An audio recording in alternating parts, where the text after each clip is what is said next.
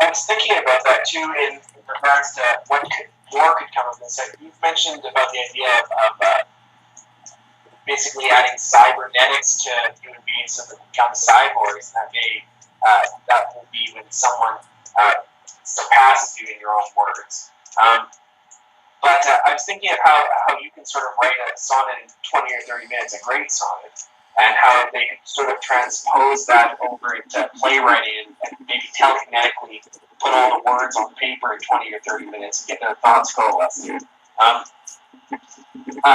Do you think that as time goes on and things become more complex, that's not necessarily the case with society? Because as we're talking right now, it seems that the more that knowledge increases, wisdom decreases. Well, I think, and again, this is another thing I talked about why I think something like a Norwegian in the family, as people get more cybernetically enhanced, they're going to have all of this storage area, and they're going to need to fill things up. And I think you can only edit films so quickly, or you can only write so dumbed down that people ultimately are going to rebel, and they're going to want things that fill them up more. It might not happen in my lifetime, but I think it'll start trending that way. And so What are the signs of this, though? What do you see pointing to it? Or is it just I think we're getting closer to the bottom. I think there's a rock bottom that you can go. You can, like I said, you can only edit a film to have the quick cuts get so quick with this to fill this ADD, and then things have to start trending backwards. Say in film, you can only dumb things down. I mean, in 30 or 40 years, when you have a whole backlog of left-handed lesbian Eskimo literature, people are going to be like, I don't give a fuck.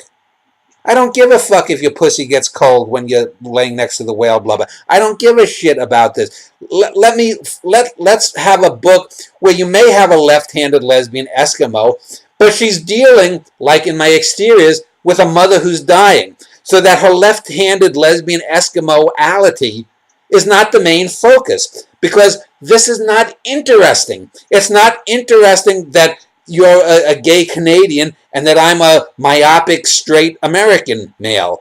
It's not interesting that I have a gap between my teeth. It's not interesting if you have too much earwax and you have hearing problems. This is not anything that's of any great consequence.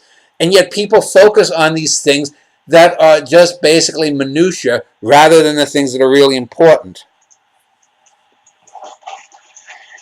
It's an unfortunate case, although it seems like every time you think that it's reached bottom or that it's closer to getting bottom, they go another score below it.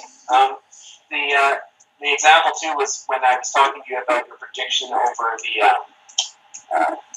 finding the planet and you could potentially colonize. You said that you were wrong and you sort of had more far-reaching theory towards that now, and that you didn't realize that culture would dip as far as it has, and it's the lowest common denominator.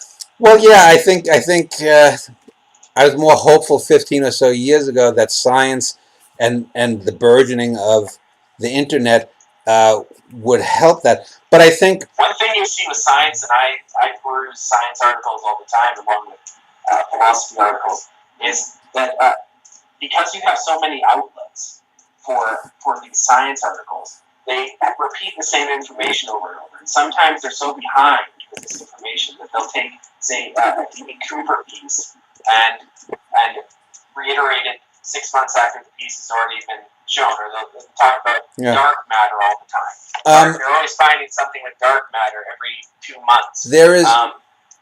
There is a thing, though, I think, with Jessica had fought around this thing about like this human sex or this robot sex doll, and two guys in Britain apparently masturbated all over it and ruined the doll because they were grabbing it too hard. I think heavily soiled. Yeah, I think our simian nature is stronger than most account for, even me, and that we are social creatures and people want to pick the nits off of each other. I was talking with Amanda and her husband today, that I think that there's this desire to just want to know about this celebrity shit because we're picking nits off of one another. And like in these plays, I've talked about. There's an old adage in playwriting or in most narrative stuff that you should never have the climax of a novel or a book or a poem or a play be less than 90% into the play. Of course, that only applies to what plays have been. This single axis melodrama. If the revelation of the play is that Nora Helmer is going to leave her husband at the end of A Doll's House, or that Stanley Kowalski is going to basically win as Blanche Dubois is carted off to the lunatic asylum, then that's true.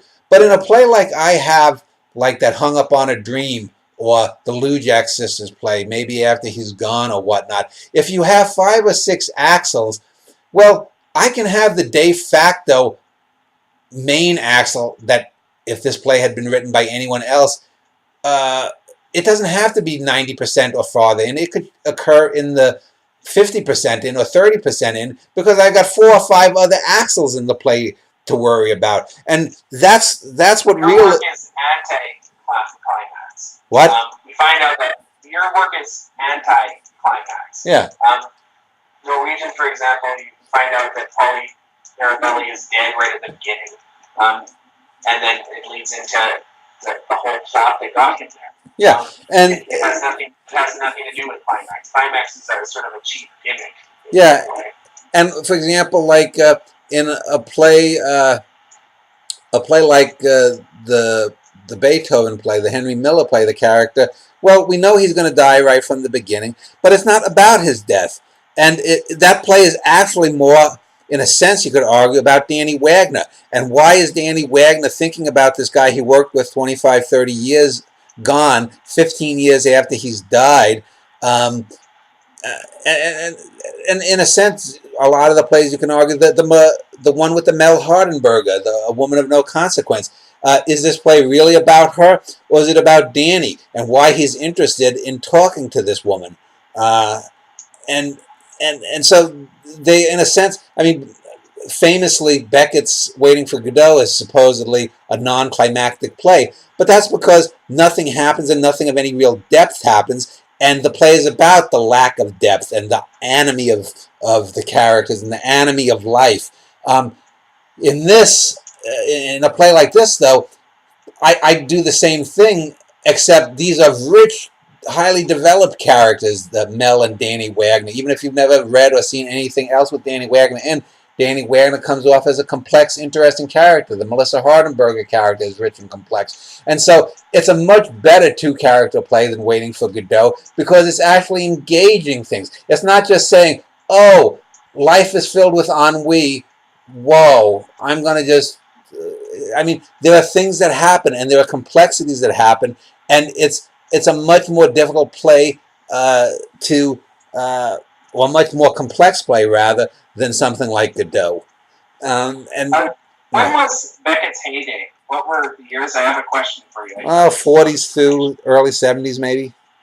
Yeah, so I read a play recently called 6 Characters in Search of an Author, and I think that may have influenced Beckett. Well, yeah, Luigi Pirandello. That is an entirely metafictive take, but I read it, and I think it's a complete piece of shit. That's all it is throughout the entirety of it. Yeah, the characters are not developed, and it's a good. It reminds me of, say, in just a television work. Rod Serling has 5 characters in search of an exit, and he must have gotten that title from 6 characters in search of an author. But his characters are far more developed, and even if and they're used as abstractions throughout that teleplay. Whereas Beckett seems to have leached off that and broadened it to the point where the characters are completely indistinguishable from each other. Yeah, well, the science fiction play that I mentioned that I'm going to do, which is going to be, I'm going to use a Lauren Isley quote as the title, An Eye Other Than Human. It's going to be very much in the Pirandello Serling vein. Because used that title before. What? You've used that title before. Yeah, but not for a play. Okay. But so the play is going to be, there's a stage, and there are going to be 9 characters that are in the play. and they're wandering about in a fog in the Act 1. In Act 2, a big wall comes down between them midway through the stage, and they are separated into two de facto universes. They can talk through the wall, but they can't get to each other. It's an insuperable barrier. 5 on one side, 4 on the other. In Act 3, instead of being 50-50, the stage is going to be moved about 70% over, so that one has about 30% of the stage, the other has 70. And we're going to see that one of the characters has died, like the witch in the Wizard of Oz movie. We're just going to see his pants and his shoes and whatnot, as if the wall has come down and crushed him in the middle of the night or something. Then we're going to go 70-30 in the other direction, the other side of the play, and the characters are going to be accusing one another. Well, it's going to come out basically that that the play is basically all of these characters end up knowing Danny Wagner. Well, why do they all know Danny Wagner? How does he come into it? Well, it's because the play is going to be a representation of Danny's mind, the split, the split hemispheres or whatnot, and I might have an old lover, I might have a kid I went to school with, some people here or there I worked with, and whatnot, but they're all going to tie through, and there's going to be one character that may be an alien or something, and we're not. I'm not going to explain everything, but it's going to how people react to each other when the wall is 70% one way or the other way. There's the famous experiment, like the Stanford prison experiment, or the one with the blue-eyed kids and the brown-eyed kids, and who has the advantage. And it's going to be a way that I'm going to explore human nature in an abstract way, in an absurdist way, but in a far richer way, because the wall will represent something, and it won't just be people just sort of cynically, sticking their hands down their pants and masturbating.